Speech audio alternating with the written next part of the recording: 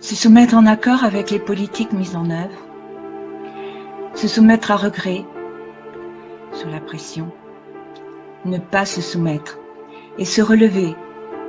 Ainsi se résume désormais notre choix de vie.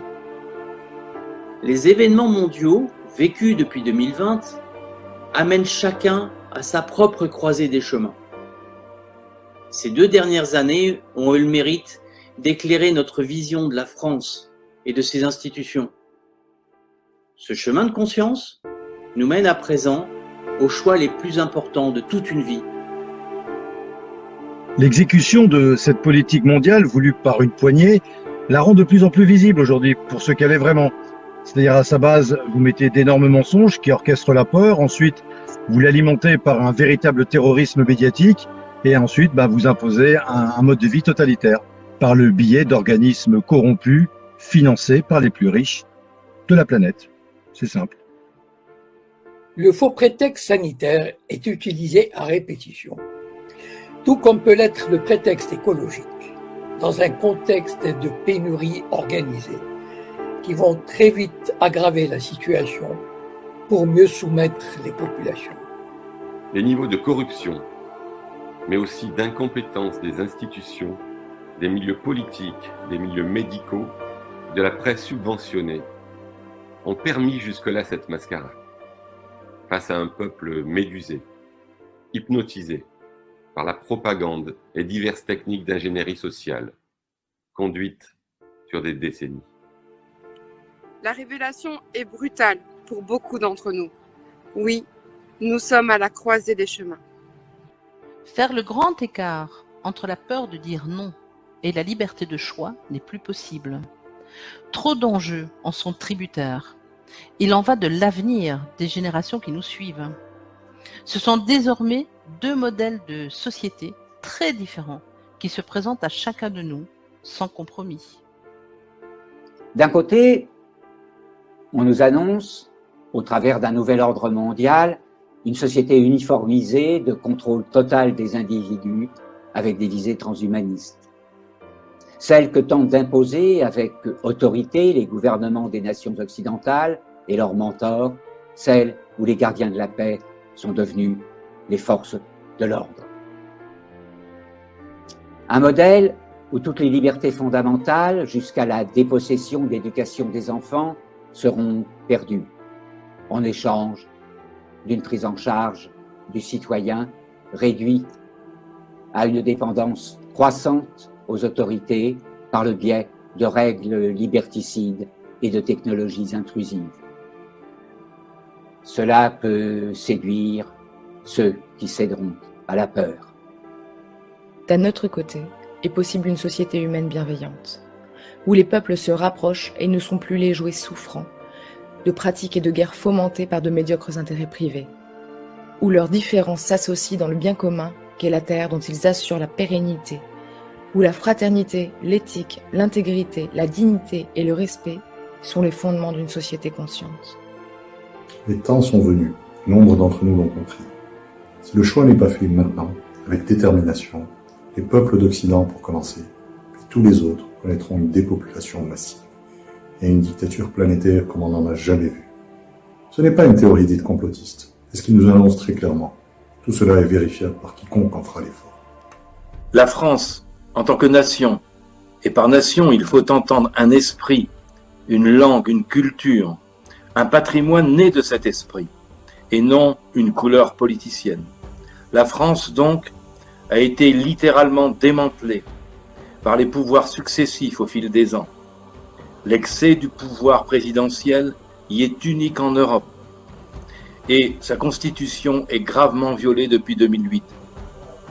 Une confusion croissante est entretenue sur ce que sont les valeurs de son peuple, à commencer par le devoir inné de protection des plus vulnérables, pour nos anciens et nos enfants, le respect entre hommes et femmes, entre adultes et mineurs, entre l'humain et les autres règnes vivants, entre l'homme et la terre qui l'accueille.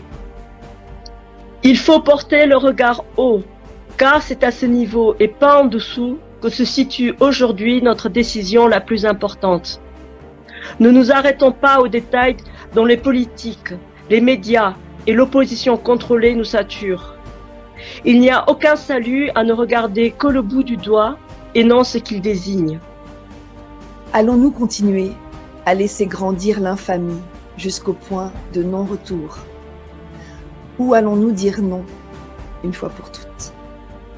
Chacun va-t-il continuer à regarder ailleurs jusqu'à ce que l'ailleurs soit son présent et qu'il sera trop tard? Ou chacun va-t-il enfin prendre la pleine mesure de ses responsabilités? Il existe un peuple de France dont l'héritage inné ou acquis coule dans ses veines. Il est prêt désormais à se lever pour restaurer sa souveraineté et arrêter dans leur course folle les sociopathes qui veulent pour lui écrasement, dégénérescence, contrôle et soumission. Nous leur avons laissé trop longtemps, trop de pouvoir de nuire dans l'impunité de leurs actes. C'est à ce peuple-là que le grand appel est lancé.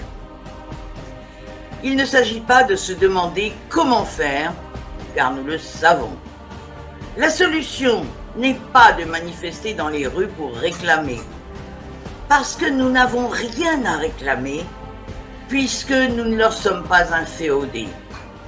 C'est un terrain qu'ils contrôlent, comme ils l'ont fait d'ailleurs avec la plus grande violence lors du long épisode des Gilets jaunes. Mais il existe un terrain qui n'est pas le leur, celui de l'intelligence collective du cœur. De nombreux réseaux existent aujourd'hui en France, constitués d'hommes et de femmes qui ont déjà fait leur choix de société, à travers la solidarité, le partage des expériences, l'apprentissage, la transmission des savoirs, l'organisation locale, d'une manière qui soit respectueuse du vivant. L'ensemble couvre tout le territoire, ce qui signifie qu'il y a forcément quelque part, au niveau local, près de chez vous, au moins une de ces cellules de ce grand corps organique que beaucoup ont déjà rejoint. Nous appelons donc solennellement chacun à rallier le ou les réseaux de son choix. Nous appelons tous les réseaux et associations qui ne l'ont pas encore fait à se relier les uns aux autres, à se rencontrer au sein de leurs cellules locales et à organiser une communication de l'information entre eux. L'objectif n'est pas de se fédérer en une seule structure, ça nous rendrait vulnérables. Chacun doit garder ses spécificités et continuer à travailler comme on a l'habitude. Et par contre, ce qui est important, c'est que chaque réseau tisse un maillage territorial, physique, avec les autres pour que on voit apparaître des solidarités et une capacité de réaction rapide pour nous entraider quand le besoin s'en fera sentir. Il faut être clair, ceux des Français qui ne se soumettront pas à la tyrannie verront leur choix, souverain et légitime, impacter fortement leur mode de vie. Ils subiront probablement des pressions et des mesures de rétorsion plus qu'il n'y en a déjà. Cela demande du courage et un renoncement provisoire à quelques conforts. C'est le prix de la liberté et de la souveraineté. Mais il est évident que ce choix individuel ne sera possible qu'à travers la solidarité de tous. C'est à travers ces réseaux que nous la trouverons, car elle existe déjà sur le terrain et nous nous employons tous à la développer davantage. Plus personne ainsi ne sera seul pour faire face aux difficultés à venir à court terme et nous pourrons organiser correctement la protection des enfants et des plus vulnérables. Nous manifesterons ainsi la volonté d'un peuple qui se rassemble de plein droit dans une intention pacifique, dans le devoir et la détermination d'arrêter par son nombre et sa volonté la folie de quelques-uns. Car il est important que tous les corps de l'État, en qui demeurent des valeurs saines, voient émerger ce peuple souverain au sein de la confusion. Eux aussi sont désormais à l'heure des choix et devront choisir leur camp. Ne vous laissez pas démoraliser, ni démobiliser par les apparences, même si les choses deviennent plus difficiles pendant un certain temps. Un ferment des plus fertiles est déjà à l'œuvre dans ce pays, à travers des hommes et des femmes lucides et déterminés. Rejoignons-nous, rejoignez-les. Il ne reste qu'à nous rassembler. Nous savons le faire. L'heure est venue.